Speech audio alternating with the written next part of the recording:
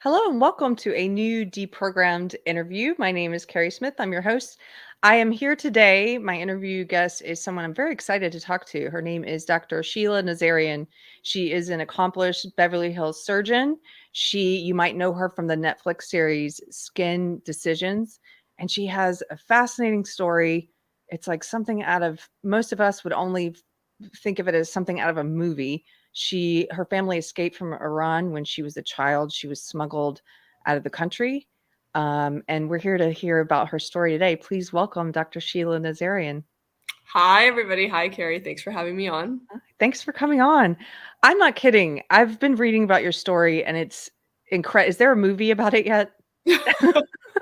It's so funny in Los Angeles where I live, there's a lot of Persian Jews. So I feel like all of us have a story of how we got here because we're mostly, especially my generation, 40 and up, we're first generation. So everyone has a harrowing tale of how they got out of Iran. So I feel like writing, your college essay to UCLA, probably everyone has a similar story, but certainly when you're applying out of state, it's very, very, touching, and people haven't heard a story like that before. I've not heard a story like this before, and I know that you have told it at least a few times. I've read a few articles about it, but for anyone who's not familiar with you, like I wasn't, would you mind just telling me a little bit about actually, why don't we start here? Because some people may not know the historical context. What was Iran like before the revolution, like pre 1979? Sure. So the Shah was reigning, and there was still like a parliament of clergymen, but it was very much very European looking, mini skirts, high fashion, just very free, incredibly educated people, huge brain trust. And when the revolution happened, there was basically like a intellectual bleed out. People were either killed or escaped, and became very much, what you see kind of on TV now, where it's, mandatory hijab. Women are basically second class citizens. They have about half the rights that men have. Um, constantly being reminded that they're lesser with morality police, basically just doing anything they want, detaining you whenever they want.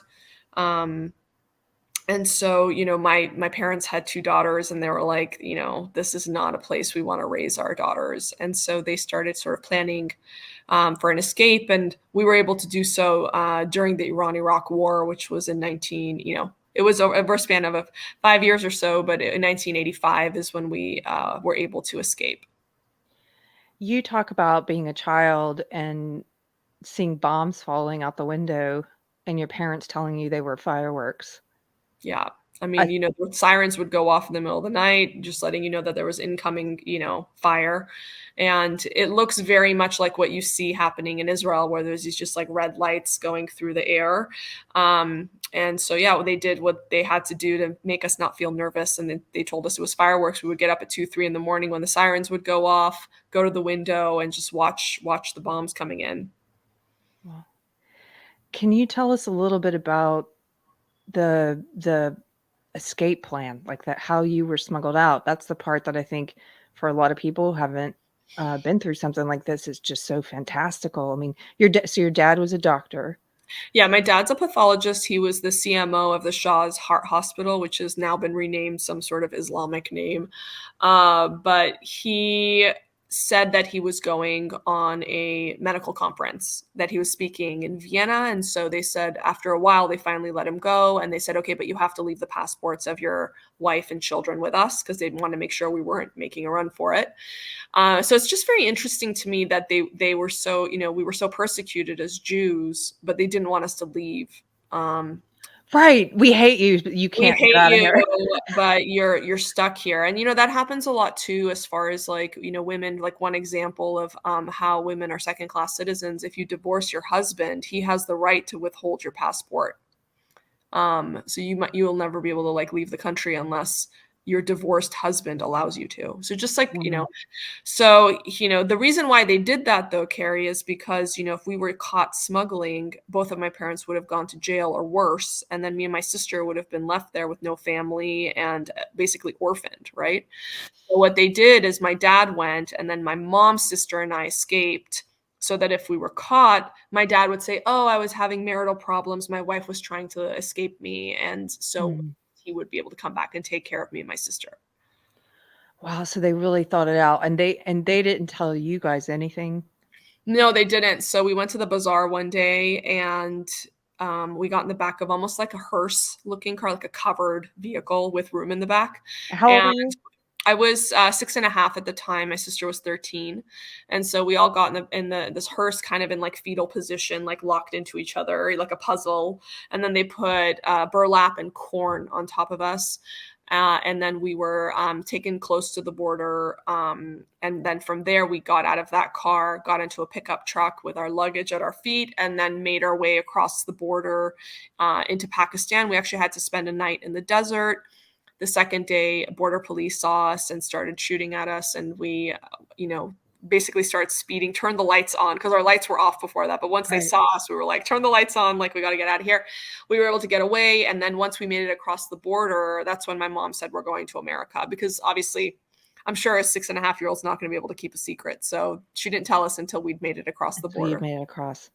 Mhm. There was a moment of levity in one of the articles I read about you when this crazy traumatic thing had just happened. You just had this escape with people shooting at you across the border, and then you said when your mom told you you were going to America, you were like, "I'm going to meet Michael Jackson." Yeah, because we had, in the bazaars, like, I'm sure you've been to countries where, like, there's these, like, illegal street vendors. So we used to have bootleg Madonna and, like, bootleg Michael Jackson. And so, Thriller was like, I knew the whole dance in Iran. And so that was kind of like my vision of what America was. That's amazing. I love that.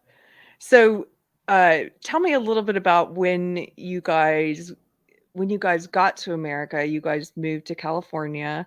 Mhm. And I'm just curious about some of you seem to have in your writing like a real respect for the freedoms of America and what anyone can achieve in women in particular.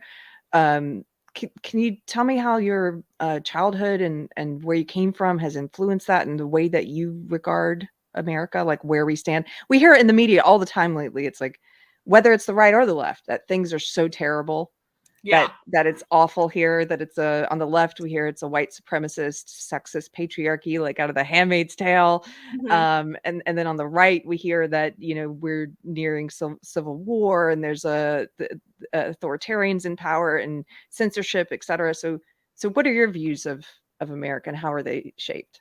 So I think I like see it from a different lens, from a completely different lens, just based off of my life experiences, as you would imagine. But I think anyone who's lived in a truly oppressive, truly sexist, killing LGBTQ, a truly oppressive socialist failed state like Iran, coming here and I was like an immigrant, brown, non-English speaking woman with a mustache, and like didn't, because we weren't allowed to like shave our legs because that meant you were going to be promiscuous, like, you know what I mean? So if I can make it with hard work and talent, that is what America is to me. Because no matter how hardworking and talented you are as a woman in Iran, there's limitations to what you can accomplish, right? Or the rights that you will have, or the freedoms that you will have. So I'm so grateful to be in America. I never felt that being female was a disadvantage. I thought it was a fantastic differentiator, right? Hmm. Especially in surgery and plastic surgery. Women feel like, okay, she's brown, I'm brown, maybe she understands my skin better. Hmm. Differentiate. She's female, I'm female, she knows what a woman wants. Differentiator. So I think that, merit-based, talent-based achievement and ability to succeed in America is something that I'm very grateful for. Hmm. Freedom of speech um, is something that we didn't have. Freedom of thought is something we didn't have. And um, when I see freedom of speech being impeded here, it smells like Mm. Iran. When I Yeah. see cancel culture here, it smells like Iran. Yeah. So I'm very vocal with my platform to speak up through my lens, because maybe because I'm brown, because I'm an immigrant, because I'm female, I might be able to say some things that maybe a white male right now, it wouldn't come out the same, even They though would. we should be able to say the same things, right? But I think, especially in the environment right now, social environment in the US, I think that I'm able to say certain things that maybe other people wouldn't say, because maybe it's not coming from their own life experience, or it's not coming from, I don't know. It's just weird right now, but I smell Iran. Like, Yes. socialism doesn't work when I see socialist or communism, on TikTok being promoted as this like amazing thing. Um, I feel like it's my duty to speak out. Yeah. And I'm glad you are. It's it's interesting. I interview a lot of people. Sometimes I ask them, how is it that you were able to, some people who've woken up, I guess, like myself, Mhm. to the dangers of socialism, communism, after having been, in my case, being in what I call the social justice cult. I do call it cult for about Mhm. 20 years. Coming out of it, I do talk to people who've left that. I do talk to people who maybe have never been in that world, and so I like to ask people, what is it about you that helped you to see through some of the BS, or to wake up, or whatever it is? And one of the answers I get is something like what you just said. Sometimes it's either they've escaped communism or socialism, or they have someone in their family who did, and they have that direct experience with it, so they can see it more clearly, I think. And I think I Uh, have like a very like moderate view. I mean, I think there's a lot of stuff happening right now, right? So it's like you can also like look at abortion, right? mhm. So abortion was kind of like mostly first trimester, and it was kind of like this, live and let live kind of status quo. Then they push and they push and they push and they say, okay, up until the day before birth. Yeah. And as a physician, having witnessed abortions, I'm just like, this is insanity. I can't agree with that. But then having seen people try to get abortions in an alley with a hanger, Mhm. it's kind of like I can see a lot of things from both sides, because I've lived here, I've lived there, or I've seen an abortion, but I've also seen the opposite. So I just feel like that sort of view where you have empathy for both sides, I really want to bring that back. Or with gun laws, for example, Mm. I'm a gun owner. I never thought I would be a gun owner, but I am. Here I am. And, you know, I see, like, in the beginning, I would say, like, pre-COVID, I would say, "Okay, why don't we just get rid of the, automatic weapons? Why don't they just do that? Like, just give Mhm. them that." Do you know what I mean? But seeing what happened with COVID, and it's like, "Wear a mask." "Okay, I'm wearing a mask." "Okay, get vaccinated, get boosted, get boosted, get boosted. Don't go do this. Don't do da, da, da, da." It's like, stop. It There has escalates. to be it escalates, and so the question I began asking myself is, okay, if I see kind of why they won't give it up, because it's not like the anti-gun lobby is gonna disappear. They're just gonna go after the next thing and the next thing. So Yes. it's sort of like, again, I'm able to sort of, I don't know, see both sides, and I'm Yeah. always looking at both sides, and, calling out both sides, but I think seeing how human nature, I've learned a lot about human nature, as I think we all have. I think we've learned a lot about ourselves, The and we've past learned 2 a lot about years. human nature over the last 3 years. So I feel like I've sort of grown, in my ability to, take a full assessment and then come up with my own thought process and reasoning. Yeah. I absolutely agree. This past 2, 3 years, it's been a real window into the individual and humans as a whole. So if nothing else, I'm very grateful for it for that reason, just Yeah. understanding people better, and the way, I don't know, like, the way that government, control can get out of hand, and the have you noticed, because 'cause you're talking about maybe, like, 2 different extremes on abortion, for example. Have Mhm. you noticed that rule playing out, that rule about for every action, there's an equal and opposite reaction, and how that relates to extremes? That's what happened. I mean, I think they went extreme, and now you're seeing like an equally, opposite reaction. But I see both sides, um, Yeah. and they're just pushing it too far. It's like there has to be, I'm not saying on the abortion issue, like everyone has to be in the middle. Like I understand both sides and I understand the reasoning for both sides. But as for me, in my personal opinion, having witnessed even a first trimester abortion with them counting the body parts, the reason why they count the body parts is as if anything is retained, they call it retained fetal parts. If any part of the baby is retained, the mother continues to bleed and it's dangerous for the mother. So literally they have a mirror, like almost like, when you get your makeup done, they mix the foundation on like a little rectangular mirror Yeah. and they put the head, the body, the arm, the leg, and they have to count the body parts to make sure there's no retained fetal parts. And that was a first trimester abortion I saw. So imagine having seen that as a mother of 3 myself. And I also have witnessed one traumatic abortion from a car accident. And that was, teetering on early second trimester, and seeing what a baby looks like at that stage, and then now imagining them pushing for third trimester abortions. I mean, it's unthinkable to me. Yeah. Unthinkable. Unless Yeah. it's to save the mother's life, different story. But having had, again, just like similarly being an immigrant and having escaped an oppressive country, my experiences as a physician also shape my view. And I think it's all about giving people open ability to share life as they see it through their lens and their life experiences, and learning from each other. Mm-hmm. You talked about, certain opinions that you might have might be received differently because you're a woman and you're brown and you're Jewish or what have you. Because identity is the big religion of the day, I would say, in the Mhm. US.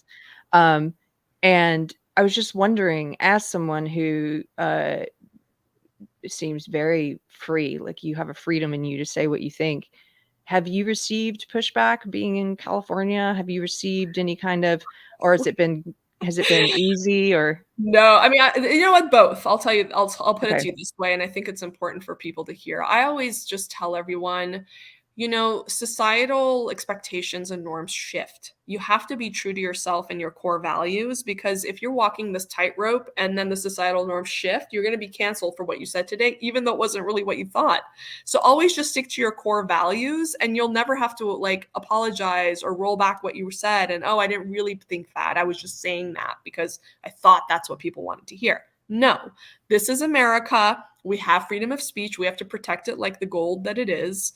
And, that doesn't mean you can't learn from somebody else and change your mind and grow as a human. That's normal. But at the same time, I think I always just try to tell everyone to stick to their core values. With that being said, I mean, I think my first venture into activism was, anti-Semitism. My kids, my oldest daughter was applying to my high school, which is the weirdest feeling ever. That will certainly make you feel old.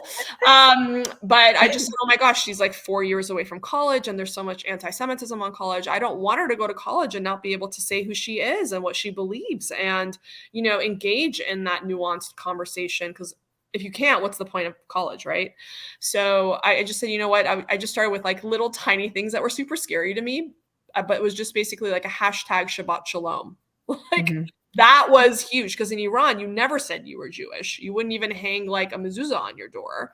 So just little things like that. And then when the conflict in the Israel and Hamas started, I saw my colleagues who I've known for years just start saying, oh, there's an apartheid there, or there's a genocide, or all these lies, literal lies. I've been to Israel, they haven't. And a lot of cultures unfortunately grow up anti-Semitic. It's in their textbooks. It's what's spoken at the dinner table. And so if that's all they know and they've been taught to hate or distrust a certain people, of course, as adults, they're going to continue to be a little bit biased or very biased. And I think, again, as a physician, I always look through things at that lens. If we don't call that out, if we don't call out the brainwashing, Mm-hmm. you're not making the correct diagnosis. And therefore, how do we apply the proper treatment, right? We have to get all these things out there. And so that we can really address it head on and engage in conversations about, let's just call it what it is. You were told to hate Jews when you were growing up. And it's very common in Middle Eastern countries.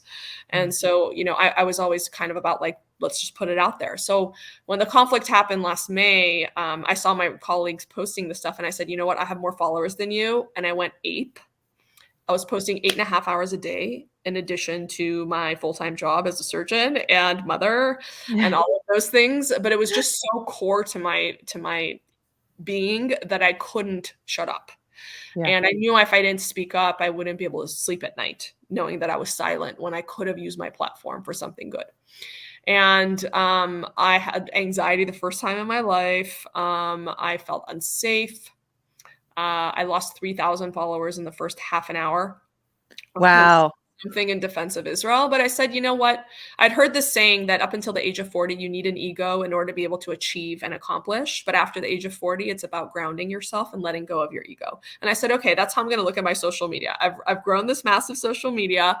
And if I have to let it go and lose some followers in order to sort of ground myself and do what I think is right, so be it.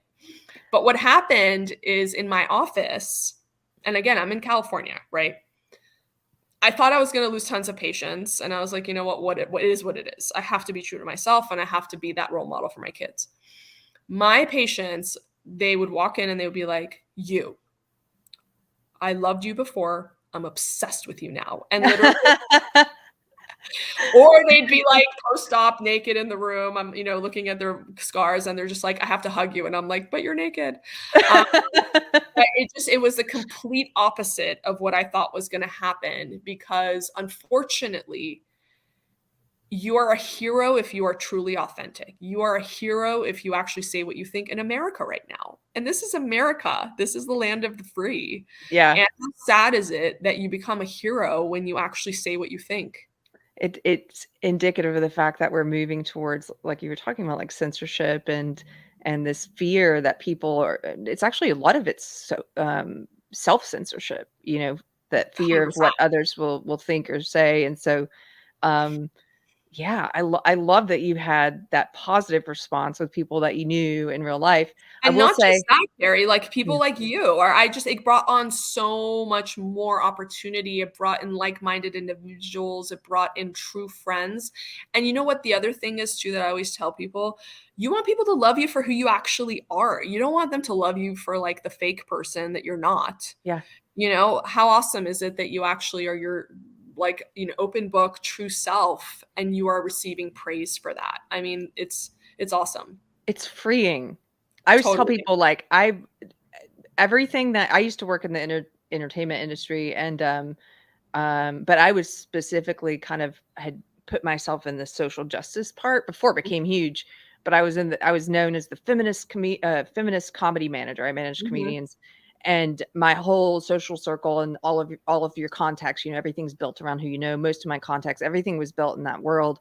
Mhm. Anyway, when I left, long story short, it's like, I gave up my company and my career so that I could say what I want, and it was the right thing to do, and I would never go back on it because I gained so much freedom. Like, I don't have any, you still will have fears once in a while, but you just forge on ahead past them, Yeah. and that freedom is, you can't put a price tag on that. I was like, at the time when I was considering it and contemplating, in my case, coming out and saying what you did, like my opinions about something, and in my case, it was being critical of my old belief system. Mhm. I was like, you know what? Even if I lose everything, and I will sell tomatoes on the street corner if I have to, so that I can survive and just say what I want, because that's, that you can't put a price tag on it. So you, I will say this about, because I've been reading some stuff about ego recently, and you Mhm. said you realize, like, I like what you said about ego until 40, and then Yeah. do you think that it's sometimes, though, your ego, and if you've done some thinking about it, that your ego almost has to die, or have these moments where it's killed off, these little deaths of the ego, to have that growth and that spiritual renewal, and grow further? Like, I feel like the ego gets in the way of you growing, so it's a good I thing. think the ego is like your competitiveness, and your ego Mm. is your wanting to grow your Instagram and wanting to say I have this many followers and, like, taking pictures of yourself and posting it. But that's why I'm like, I'm still posting a lot on Instagram, but like I'm getting into Twitter. I'm like, oh my God, I can say what I think and I don't have to schedule hair and makeup. This is great. I think that I'm just like at a different place in my life where I think I just value like realness and rawness, and a difference of opinion is always great. Like one of my kids' best friends, they play basketball together, and the mom is like super, liberal, like super, like, pro, like everything going on right now on the left. But we get along great. We just talk to each other, and she's like, well, I think it's parent dependent. I'm like, everyone has their own comfort level. And then we just move on and like, okay, can she come over for like whatever, a play date? So I'm just like super open to like what other people think. I understand that people have different thought processes, but they're not seeing the world through my lens and my life experiences. They're seeing it maybe through a different lens and a different life experience.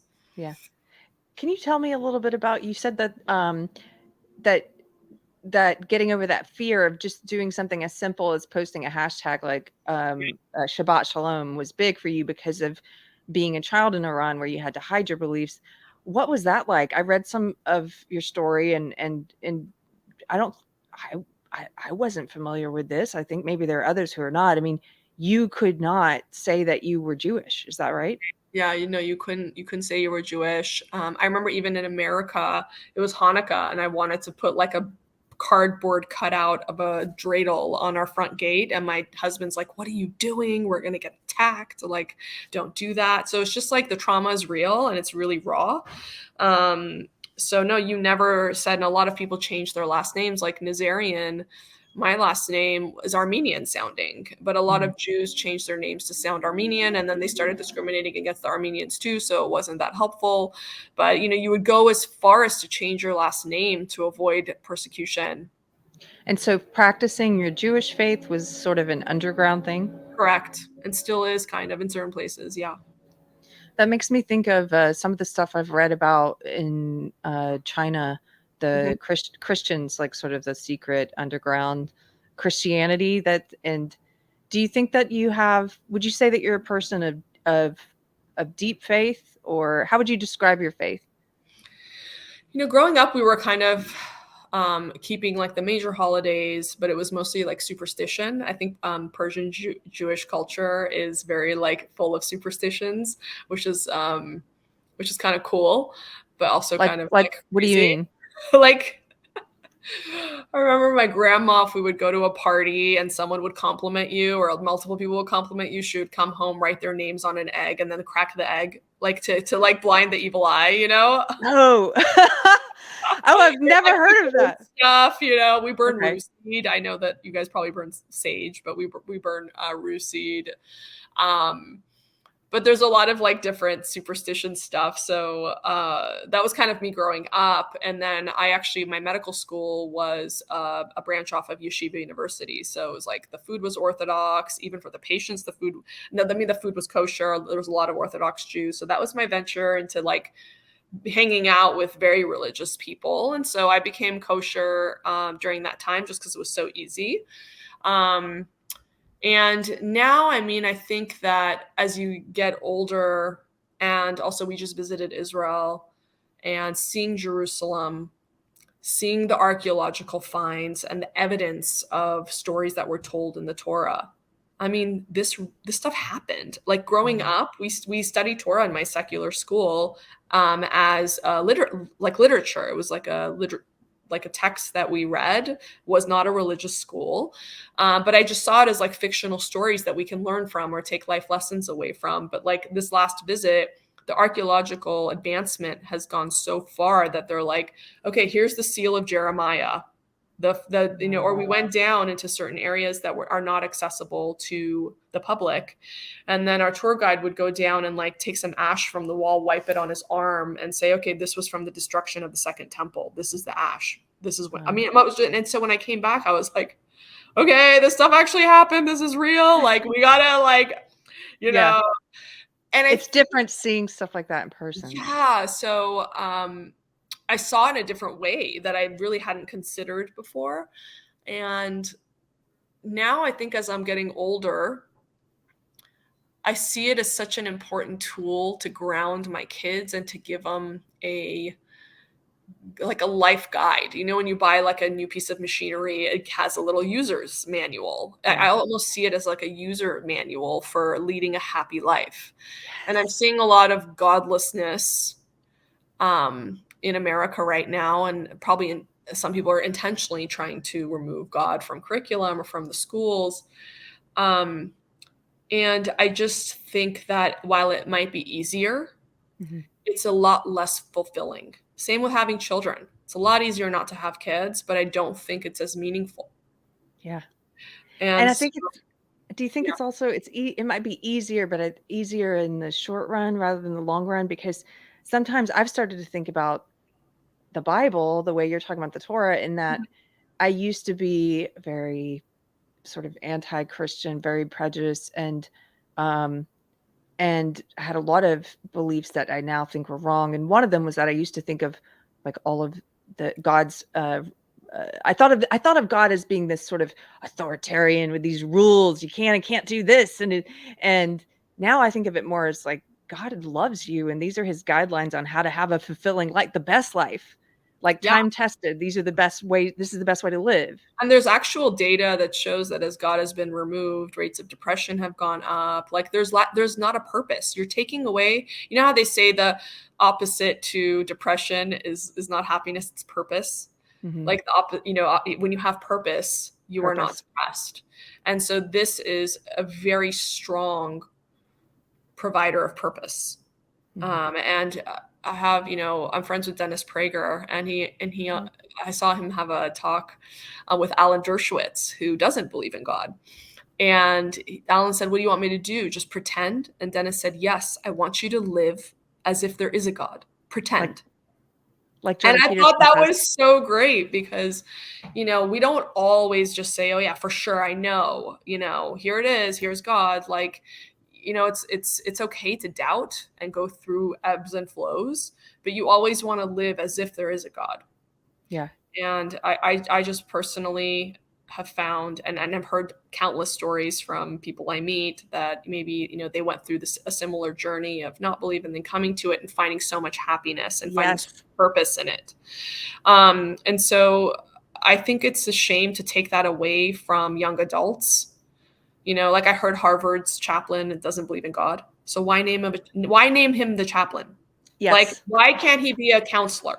Like, what about the kids that do believe in God? Like, don't you think they want a chaplain that does believe in God? Like, you know what I mean? So there can be two. There could be the atheist and there could be the one that does believe in God. Like, give Yeah. them both. So I think that it's a disservice to the happiness of our young adults to remove God. Speaking of Harvard, and questionable decisions, you mentioned appreciating meritocracy. And I wonder if you've been keeping abreast of I the have. lawsuits. I have. Okay. So what are your thoughts about have you ever read the Harrison Bergeron? It's the Kurt Vonnegut short story. No, I Um, don't think okay, so. so it's online. Anybody who hasn't read it, you can go read it today. It'll take 10 minutes. It's a short story, but the broad strokes of it are it's this dystopian future where they're trying to make everyone equal. And Hmm. so if the government gives you a handicap based on what your talents are. So the smart people have something implanted in their brain that buzzes everyone so they can't keep a coherent thought to Oh make my them, God. and the beautiful people have to wear bags on their faces, and like the best ballet dancers have to wear weights on their limbs so they're not as so everyone's equal, right? And I kind of when I look at what's happening with some of the lawsuits, the Asian students who are Yeah. suing higher ed Yeah. for discrimination, I Yeah. think this is Harrison Bergeron. They're trying to destroy meritocracy. Do you have what are your thoughts about it? You know, I'll tell you a story. My eldest daughter, she was in the ninth grade, and they were having a diversity, equity, and inclusion conference at her school. And she stood up and she said, "When I pick out a football team, or when the NFL picks out a football team, do they look at skin color? No, you're picking the Mm, best players so that you'll win, right?" And That's sort of how I look at it. You want the best doctors. Now, does that mean we don't offer financial aid? Sure, offer financial aid, but make it merit-based. But I want the best brain surgeon. Yes. I want the best tax attorney. I want the best whatever, makeup artist. I want, whatever it is, I think, or, the best plastic surgeon. Like, I don't know. And as a brown female, I worked my ass off and I had talent. And I think that's the other thing that people don't talk about is talent. It's like a dirty word. You can work hard, but you might not be talented. I can work hard at shooting baskets. I'm never going to be in the NBA because I don't have the talent. Yes. So I think that unfortunately, we're not all equal, or fortunately. Yeah.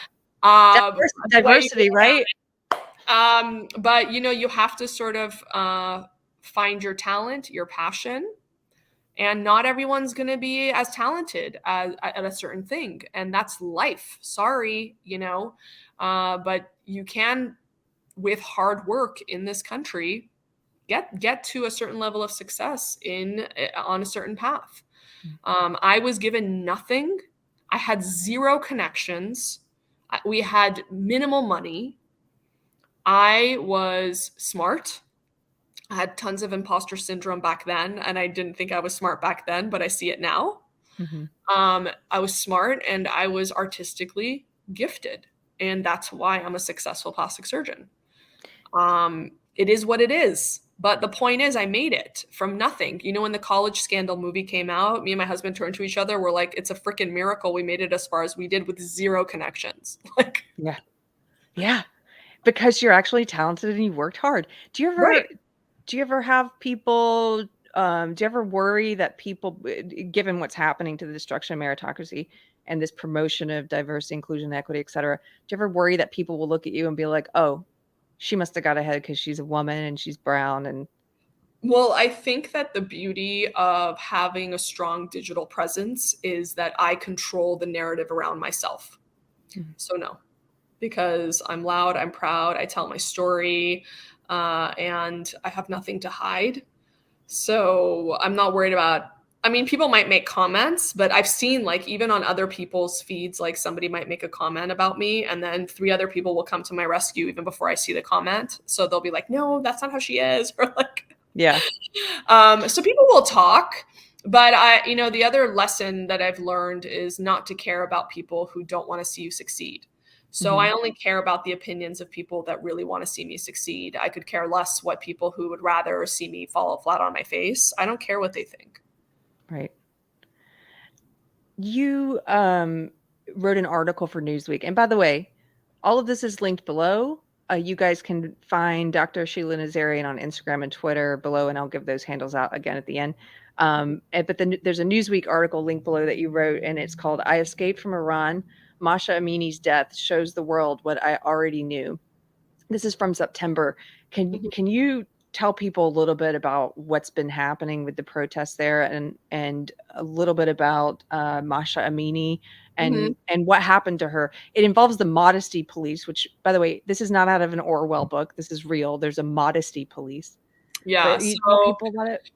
Yeah, Mahsa Amini, she's a minority as well. She's actually a Kurdish Iranian, and so she actually had to change her name as well because they are also they persecute the Kurdish minority as well.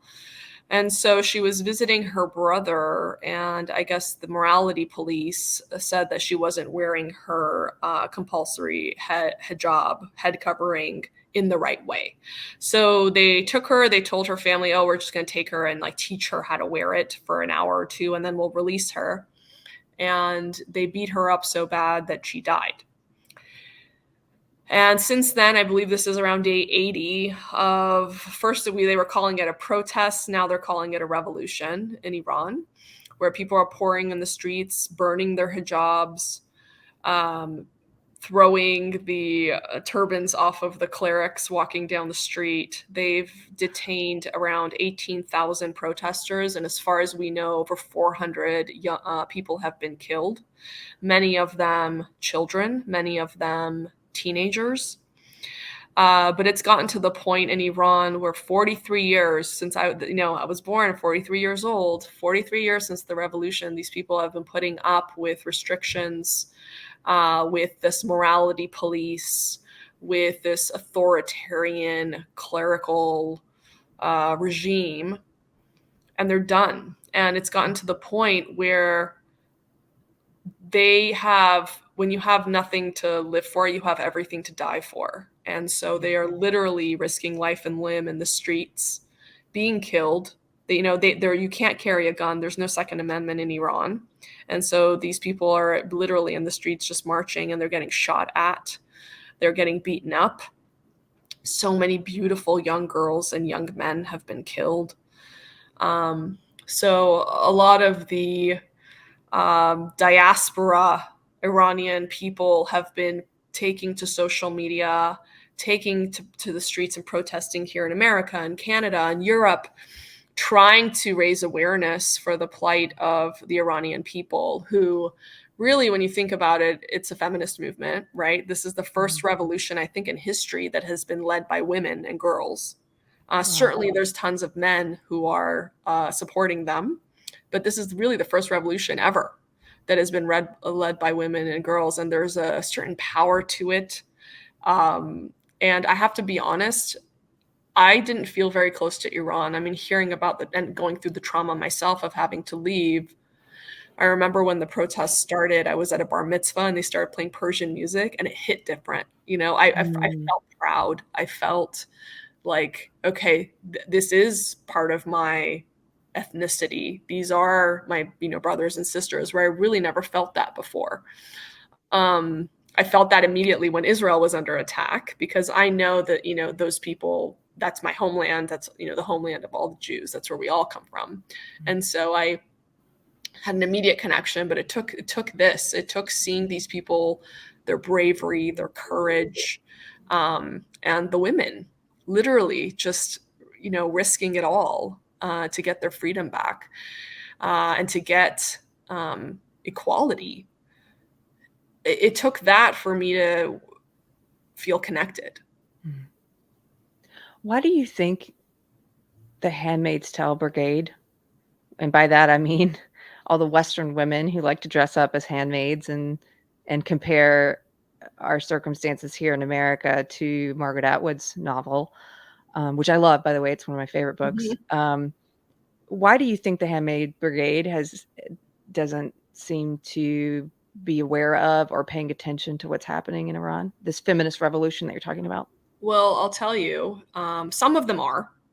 Some of them are seeing it as a feminist movement. I went to a talk last night, and a very openly liberal woman, is doing a lot to try to raise awareness. But I think it's a couple reasons. I think at the worst of it right now, the current administration and the liberal talking point is, green energy. We're not going to drill for oil in America. And so they have gone to places like Iran and Argentina and these, places that we shouldn't be giving any money to, who are funding, drug cartels, who are funding terrorism in the Middle East.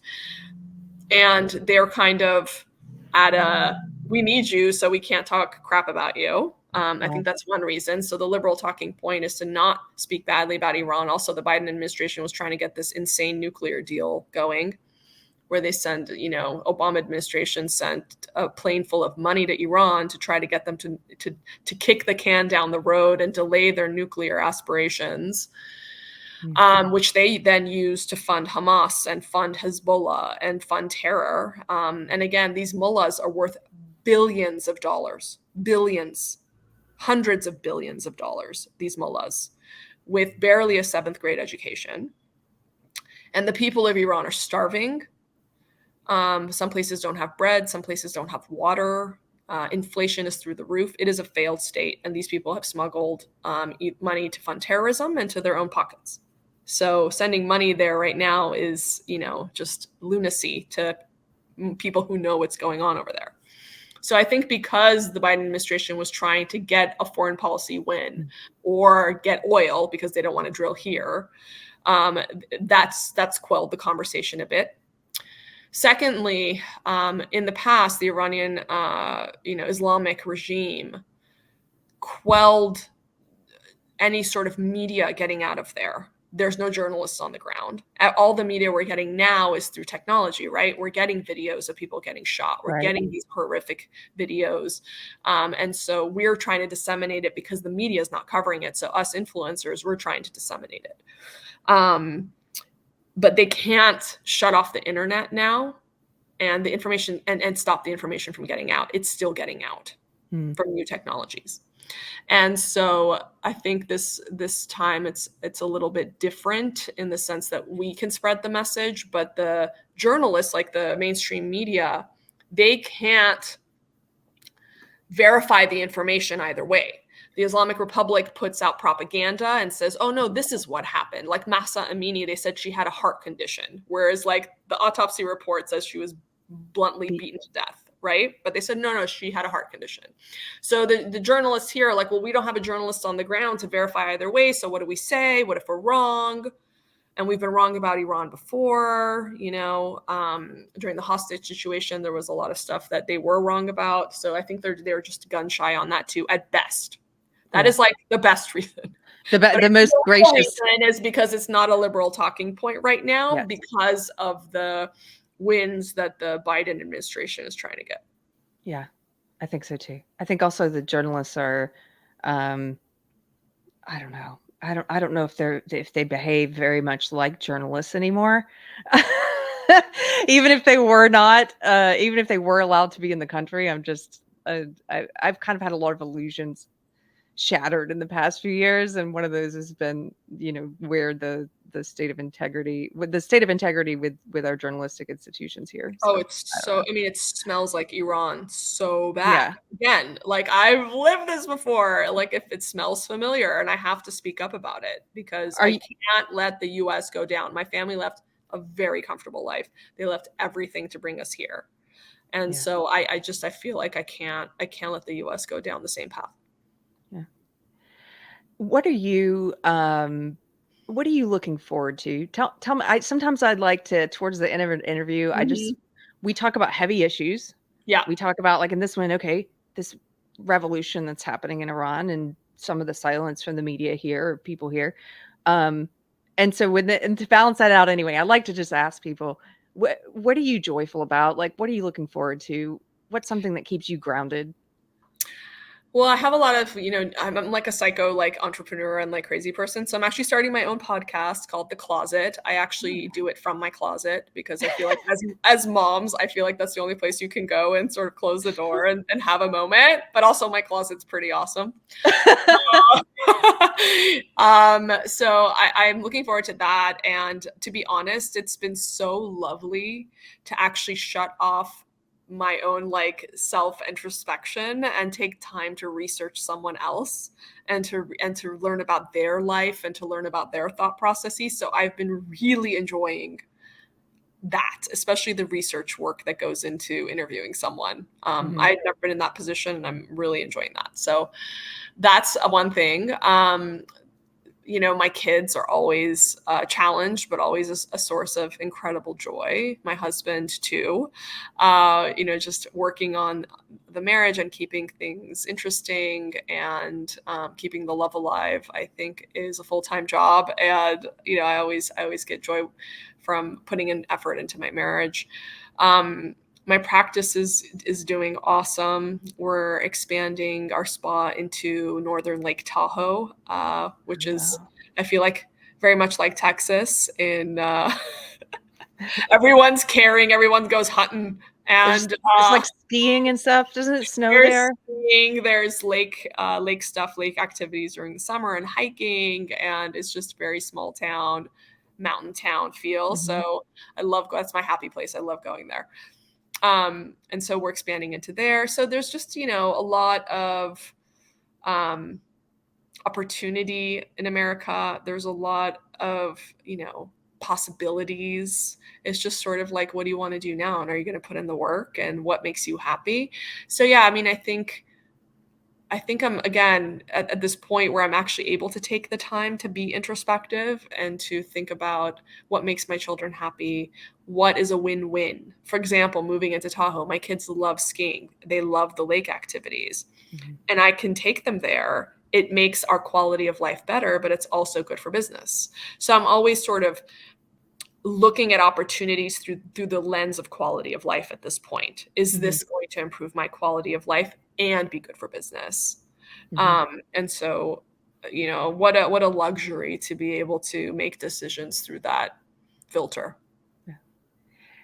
It has been so great talking with you. You come off as just extremely confident and at peace with yourself.